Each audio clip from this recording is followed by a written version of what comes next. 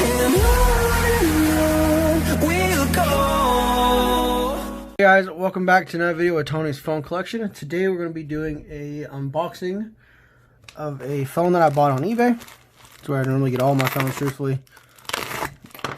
That's just where I find them at. I've bought a couple off Mercari, but for eBay it's just easier to deal with. Let's see.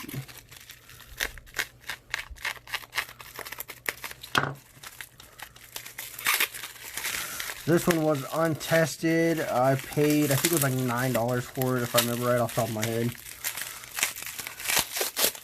I need to do an update on my phone collection. It's just, I'm working on it, guys. It takes forever to do. But let's go and take a look. This is a Kyocera. This is the pre-production model, P3. It doesn't really give me a number. But yeah. There's that, I guess. Maybe 527, or no, KX5, there you go. Kyocera KX5. Like I said, it is untested. That's a weird Kyocera battery. I've never seen them on the side before. But it's a slider phone. I think it's with US Cellular. I looked them up on eBay. And then, you know, on Google, and I found this one, so yeah. Hope you guys enjoyed the video. And stay tuned for the next one.